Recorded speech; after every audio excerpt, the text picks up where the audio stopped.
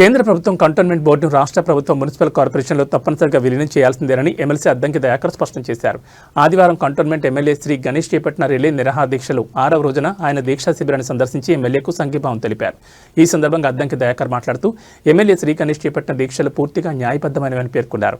Cantonment ప్రాంత ప్రజలు ఎన్నో సంవత్సరాలుగా ఎదుర్కొంటున్న సమస్యల పరిష్కారానికి ఈ ఉద్యమం కీలకమని తెలిపారు.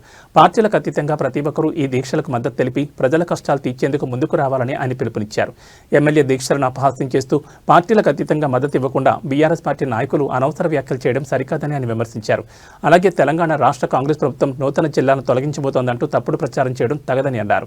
200 సంవత్సరాల చరిత్ర కలిగిన సికింద్రాబాద్ను అప్పటి మాజీ ముఖ్యమంత్రి కేసీఆర్ జిల్లా ఎందుకు చేయలేదని ఆయన ప్రశ్నించారు. బ్రిటిష్ హయాం నుంచి కంటోన్మెంట్ ప్రాంతం భారతదేశంలో ఉన్నప్పటికీ కూడా హైదరాబాద్ కంటోన్మెంట్ గుండెకాయ. సో ఈరోజు కంటోన్మెంట్కి సంబంధించిన అంశంలో నిధులు కానీ కంటోన్మెంట్కి సంబంధించిన పరిపాలన కానీ అస్తవ్యస్తంగా ఉండడానికి కారణం కంటోన్మెంట్ బోర్డు కేంద్ర ప్రభుత్వ పరిధిలో ఉండడం, డిఫెన్స్ మినిస్ట్రీ కింద ఉండడం వల్ల ఇలా సమస్య ఏమవుతుందంటే ఇక్కడ ట్యాక్సెస్ రాష్ట్ర ప్రభుత్వం ట్యాక్సెస్ కంటే కూడా డబుల్ కేంద్ర ప్రభుత్వ ట్యాక్సెస్ ఉండడం అనేది పెద్ద సమస్యగా మారింది. ఇక్కడ ఉన్న ప్రజలకు స్థానిక ప్రభుత్వం కూడా చేయలేని అంశాలు కొన్ని వస్తున్నాయి. సంక్షేమ పథకాలు లేదంటే అభివృద్ధి పథకాల విషయంలో ఈరోజు కంటోన్మెంట్ పేద ప్రజలకు అన్యాయం జరుగుతుంది. ఇది బేసికల్గా ఎస్సీ కాన్స్టిట్యుయెన్సీ అవడం వల్ల కూడా ఎక్కువ ఎస్సీ బీసీలు ఉండడం వల్ల కూడా ఆ ప్రజలకు మేలు జరగకుండా ఉంటుంది. కాబట్టి మేము గీతారెడ్డి గారితో పాటు మేమందరం కూడా ముఖ్యమంత్రి గారిని కలిసి ఈ అంశాన్ని వారి దృష్టికి తీసుకొచ్చి కేంద్ర ప్రభుత్వంలోని డిఫెన్స్ మినిస్టర్ రాజ్నాథ్ సింగ్ గారి దృష్టికి దీన్ని తీసుకుపోవడం ఒకటి. ఇది 27 మున్సిపాలిటీలు లోకల్ బాడీస్ మొన్న జిహెచ్ఎంసీలో మర్జ్ అయినాయి. వాటితో పాటు కంటోన్మెంట్ బోర్డు కూడా మర్జ్ అవుతుందని మేము భావించినాం. నేను కూడా జిహెచ్ఎంసీలో కౌన్సిల్ ఎక్స్ అఫీషియోగా ఉన్నా కాబట్టి రేపు 31వ తారీఖు జరగబోయే ఎక్స్ అఫీషియోగా మేము ఈ ప్రస్తావన తీసుకొస్తాం. జిహెచ్ఎంసీ మొత్తంగా కేంద్రానికి ఒక లేఖ రాయడం, ఇక్కడ ఉన్న ఈటల రాజేందర్ గారిని కూడా ఎంపీ గారిని కూడా కలిసి వారి సహకారం కూడా తీసుకొని వీలైతే 2 మంత్రులు ఉన్నారు ఇక్కడ బీజేపీ మిత్రులు, ఒకరు కిషన్ రెడ్డి గారు 2 బండి సంజయ్ గారు ఉన్నారు కాబట్టి వారిద్దరి సహకారం కూడా తీసుకొని కేంద్ర ప్రభుత్వానికి నివేదిస్తాం. ఒకవేళ అట్లా కూడా కాని పరిస్థితుల్లో రేపు చలో ఢిల్లీ కార్యక్రమాన్ని కూడా వెనకడిగేయం. రేపు జంతర్ మంతర్ దగ్గర ఇక్కడ ఏ విధంగా ఇప్పుడు గణేష్ గారు ఇక్కడ రిలే నిరాహార దీక్ష చేస్తున్నారో అట్లనే రేపు ఢిల్లీ స్థాయిలో కూడా ఈ అంశాన్ని తెర మీదకి తీసుకొస్తాం. 2వ అతిపెద్ద కంటోన్మెంట్గా ఉన్న కంటోన్మెంట్ నియోజకవర్గానికి అన్యాయం జరగడం అనేది కేంద్ర ప్రభుత్వం కూడా ఆలోచించాల్సిన అవసరం ఉంది.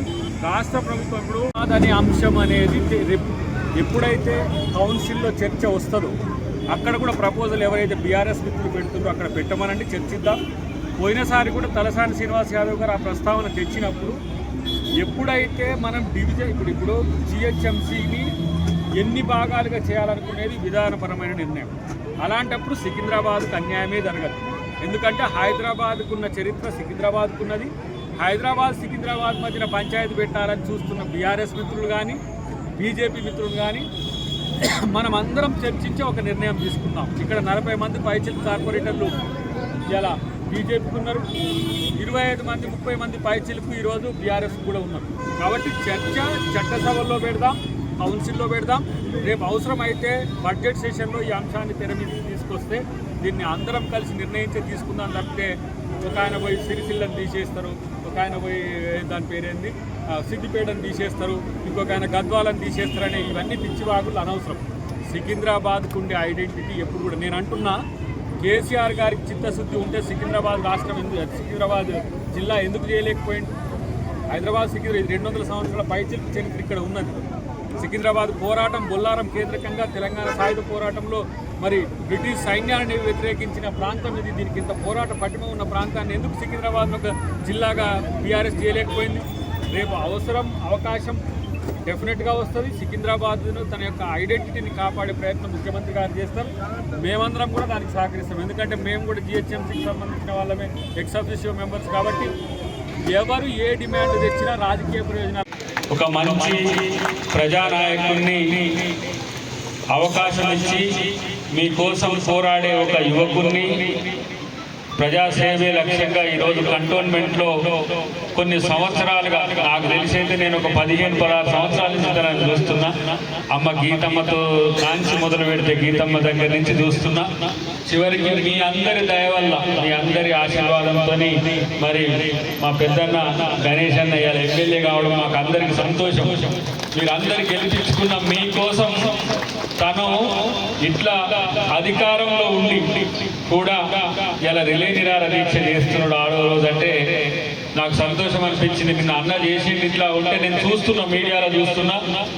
కానీ మీ అందరి పట్టుదల చూస్తే నిజంగా ఒక మంచి నాయకుని మీరు దన్నుగా ఉండడం అనేది చాలా సంతోషం అనిపిస్తున్నది.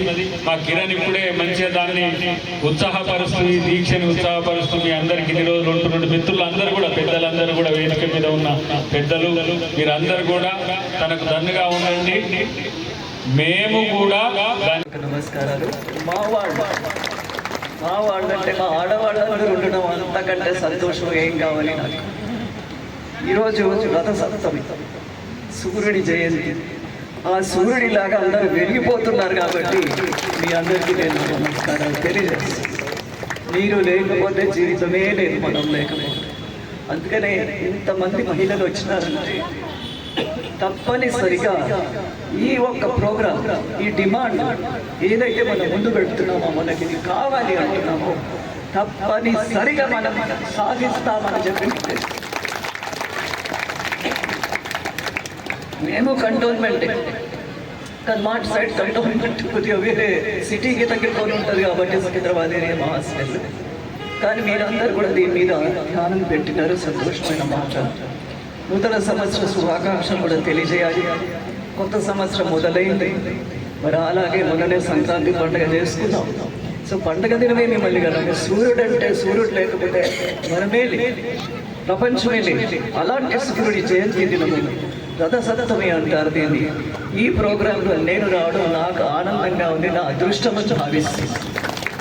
మంచి విషయాలు రాగలుగుతాయి, మంచి జరుగుతుంది అనే భావం అవుతాయి. వీళ్ళన్నది మీరు సమస్య మీకు బాగా తెలుసు. ఇప్పుడు కంటోన్మెంట్ ఇది చాలా పెద్ద కంటోన్మెంట్, మన దేశంలోనే 2వ పెద్ద కంటోన్మెంట్. బ్రిటిషర్స్ వెళ్ళిపోయినారు, ఇప్పుడెందుకు మీరు మమ్మల్ని పట్టుకొని ఉన్నారు? మాకు మా స్వాతంత్రం కావాలని చెప్పి మనం పోరాడతాం. ఇది కూడా ఒక స్వాతంత్ర పోరాటం. ఆ బోర్డు, కంటోన్మెంట్ బోర్డులో వాళ్ళ పెత్తనమే, ఆ కమాండర్ పెత్తనం చేస్తారు. వాళ్ళకు కావాల్సిన మనుషులని బోర్డులో పెట్టు